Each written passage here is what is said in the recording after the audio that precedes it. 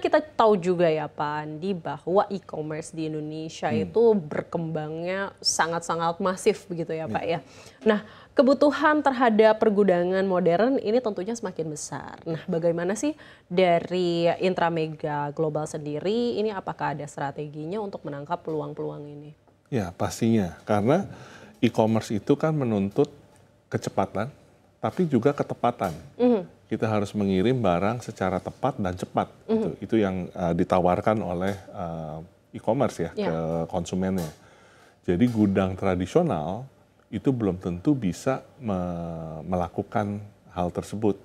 Maka timbullah kita bilang hub-hub e-commerce, gudang-gudang kecil gitu ya, yang bisa melayani last mile dari pengiriman si produk tersebut. Karena di gudang yang lebih kecil, dengan kurir online dan sebagainya, maka barang bisa mencapai konsumen jauh lebih cepat. Nah, kami dari Intramega melihat itu sebagai peluang gimana ya mengembangkan model warehouse yang bukan warehouse besar, tapi warehouse medium, bahkan warehouse kecil yang bisa melayani end customer dari para e-commerce tersebut gitu.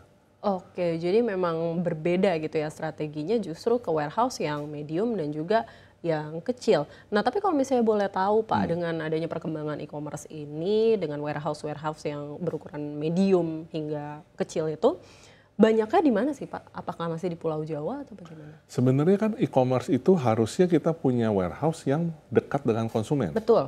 Jadi kalau konsumen kita ada di Kalimantan, warehouse medium itu harusnya ada di Kalimantan, dekat dengan si pelanggannya tersebut gitu. Jadi bukan sentralisasi, tapi kita akan melihat berkembangnya desentralisasi dari pergudangan. Ya, untuk melayani tadi end customer yang langsung berbelanja dari e-commerce site masing-masing gitu ya. Oke, tapi kalau misalnya dari Intramega Global sendiri, ini bagaimana? Banyaknya untuk melayani gudang-gudang yang melayani e-commerce itu banyaknya di daerah mana Pak? Untuk saat ini memang masih banyak di Pulau Jawa, lebih karena bisnis yang berkembang masih di Indonesia ini masih terpusat di Pulau Jawa. Tapi juga Pulau Bali juga sudah berkembang sangat pesat gitu ya. Kami yakin juga nanti Pulau Sumatera dan Indonesia Timur pasti akan ngejar ke sana juga gitu ya. Oke. Pastinya gitu. Pastinya akan berkembang semakin ke daerah gitu ya Pak ya, karena memang buat konektivitasnya dan kawan-kawan dan kebutuhan dari masyarakatnya sendiri gitu ya Pak ya. Karena kan bukan hanya orang Jawa yang pengen belanja e-commerce ya gitu kan. Jadi pasti teman-teman dari pulau lain juga pasti pengen juga gitu bisa menikmati servis yang sama. Betul. Ya.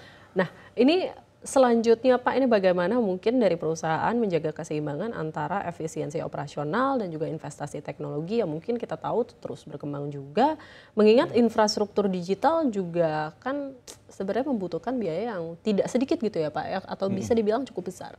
Ya, itu dia tadi kita harus balik ke value creation ya. Apa sih value yang kita harapkan dengan investasi kita? Jadi kalau saya bilang kayak dulu gitu, untuk kita bayar internet bulanan kita mikir ya, ngapain ya kita bayar bulanan? Sekarang ongkos internet bulanan itu kan udah menjadi normal.